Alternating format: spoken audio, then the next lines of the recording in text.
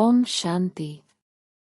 ಅಕ್ಕ, ನಮ್ಮ ಹಿಂದಿನ ಕರ್ಮವು ನಕಾರಾತ್ಮಕವಾಗಿದ್ದರೆ ನಮ್ಮ ಹಣೆಬರಹವನ್ನು ಬದಲಾಯಿಸಲು ನಿಜವಾಗಿಯೂ ಸಾಧ್ಯವೇ? ಹೌದು, ಸಂಪೂರ್ಣವಾಗಿ ಸಾಧ್ಯ. ಆತ್ಮವು ಭೂತಕಾಲದಿಂದ ಶಾಶ್ವತವಾಗಿ ಬಂಧಿತವಾಗಿಲ್ಲ. ಆಧ್ಯಾತ್ಮಿಕ ಅರಿವು ಮತ್ತು ಪರಮಪಿತನ ಸ್ಮರಣೆಯ ಮೂಲಕ ನಮ್ಮ ಭವಿಷ್ಯವನ್ನು ಪರಿವರ್ತಿಸುವ ಶಕ್ತಿಯನ್ನು ನಾವು ಪಡೆಯುತ್ತೇವೆ. ಅಕ್ಕ, ಆದರೆ ನಮ್ಮ ಹಿಂದಿನ ಕ್ರಿಯೆಗಳ ಆಧಾರದ ಮೇಲೆ ನಮ್ಮ ಹಣೆಬರಹವು ಈಗಾಗಲೇ ಸ್ಥಿರವಾಗಿಲ್ಲವೇ? ಹಿಂದಿನ ಕರ್ಮವು ಇಂದು ಪ್ರಭಾವ ಬೀರುತ್ತದೆ, ಆದರೆ ಅದು ನಾಳೆಯನ್ನು ವ್ಯಾಖ್ಯಾನಿಸುವುದಿಲ್ಲ. ವರ್ತಮಾನದ ಕ್ಷಣವು ಸೃಜನಶೀಲ ಶಕ್ತಿಯನ್ನು ಹೊಂದಿದೆ. ನಾವು ಈಗ ಶುದ್ಧ ಆಲೋಚನೆಗಳು ಮತ್ತು ಉನ್ನತ ಕ್ರಿಯೆಗಳನ್ನು ಆರಿಸಿಕೊಂಡಾಗ ನಾವು ನಮ್ಮ ಭವಿಷ್ಯವನ್ನು ಪುನಃ ಬರೆಯಲು ಪ್ರಾರಂಭಿಸುತ್ತೇವೆ. ಅಕ್ಕ, ಒಬ್ಬರ ಹಣೆಬರಹವನ್ನು ಬದಲಾಯಿಸುವ ಮೊದಲ ಹೆಜ್ಜೆ ಏನು?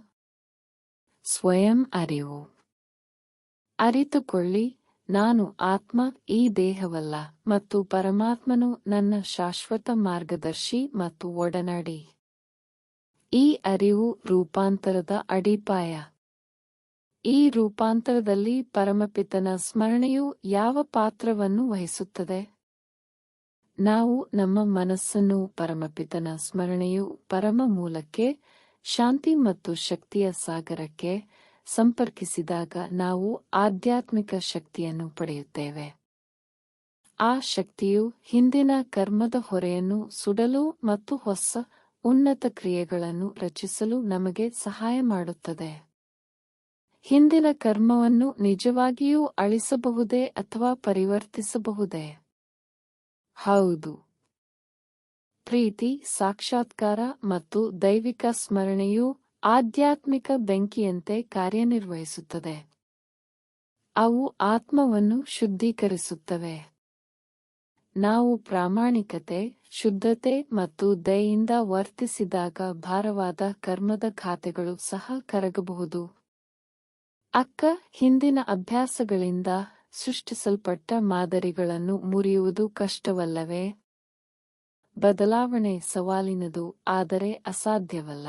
ನಾವು ಸ್ವಯಂ ಚಿಂತನೆ, ಧ್ಯಾನ ಮತ್ತು ಉನ್ನತ ಆಯ್ಕೆಗಳಲ್ಲಿ ಸ್ಥಿರವಾಗಿರುವಾಗ ಆಳವಾದ ಮಾದರಿಗಳು ಸಹ ಕರಗಲು ಪ್ರಾರಂಭಿಸುತ್ತವೆ. ಆತ್ಮವು ಶಕ್ತಿಶಾಲಿಯಾಗಿದೆ, ಅದರ ಅಭ್ಯಾಸಗಳಿಗಿಂತ ಹೆಚ್ಚು. ಅಕ್ಕ, ಇಂದು ನಮ್ಮ ಕರ್ಮವನ್ನು ಬದಲಾಯಿಸಲು ಪ್ರಾರಂಭಿಸಲು ಕೆಲವು ಪ್ರಾಯೋಗಿಕ ಹಂತಗಳು ಯಾವುವು? ಮೌನ ಸ್ವಯಂ ಚಿಂತನೆಯೊಂದಿಗೆ ನಿಮ್ಮ ದಿನವನ್ನು ಪ್ರಾರಂಭಿಸಿ. ನೆನಪಿಡಿ, ನಾನು ಶಾಂತಿಯುತ ಶುದ್ಧ ಆತ್ಮ. ಧ್ಯಾನದ ಮೂಲಕ ಪರಮಾತ್ಮನೊಂದಿಗೆ ಸಂಪರ್ಕ ಸಾಧಿಸಿ. ಸತ್ಯವಾಗಿ ಮಾತನಾಡಿ, ದಯೆಯಿಂದ ವರ್ತಿಸಿ. ನಿಮ್ಮನ್ನು ಮತ್ತು ಇತರರನ್ನು ಕ್ಷಮಿಸಿ, ಹಿಂದಿನದನ್ನು ಬಿಡುಗಡೆ ಮಾಡಿ. ಪ್ರತಿಯೊಂದು ಸರಿಯಾದ ಆಯ್ಕೆಯು ಪ್ರಕಾಶಮಾನವಾದ ಹಣೆಬರಹದತ್ತ ಒಂದು ಹೆಜ್ಜೆಯಾಗಿದೆ. ಅಕ್ಕ, ನಾನು ಮತ್ತೆ ತಪ್ಪುಗಳನ್ನು ಮಾಡದಂತೆ ಪ್ರೇರಣೆಯೊಂದಿಗೆ ಹೇಗೆ ಮುಂದುವರಿಯಬಹುದು? ತಪ್ಪುಗಳು ಕಲಿಕೆಯ ಒಂದು ಭಾಗವಾಗಿದೆ. ಆದರೆ ಎಂದಿಗೂ ಪ್ರಯತ್ನಿಸುವುದನ್ನು ನಿಲ್ಲಿಸುವುದಿಲ್ಲ. ಪರಮಾತ್ಮನು ಎಂದಿಗೂ ನಿರ್ಣಯಿಸುವುದಿಲ್ಲ. ಅವರು ಪ್ರೀತಿಯಿಂದ ನಮಗೆ ನೆನಪಿಸುತ್ತಾರೆ, ಮಗು, ನಿನ್ನ ವರ್ತಮಾನವನ್ನು ದೈವಿಕವಾಗಿಸು. ಭೂತಕಾಲದ ಕರ್ಮವು ಸ್ವಯಂಚಾಲಿತವಾಗಿ ಕಣ್ಮರೆಯಾಗುತ್ತದೆ. ಅಕ್ಕ, ಹಾಗಾದರೆ ಇಂದಿನ ಮುಖ್ಯ ಅಂಶಗಳು ಯಾವುವು?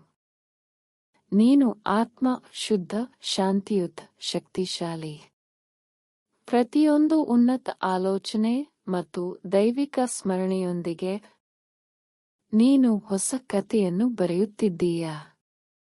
ಹೊಸ ಹಣೆಬರಹ. ನಿನಗೆ ಶಕ್ತಿ ಇದೆ. ಇಂದೇ ಪ್ರಾರಂಭಿಸಿ. ನಿಮ್ಮ ಕರ್ಮವನ್ನು ಬದಲಾಯಿಸಿ, ನಿಮ್ಮ ಭವಿಷ್ಯವನ್ನು ಬದಲಾಯಿಸಿ. ಓಂ ಶಾಂತಿ.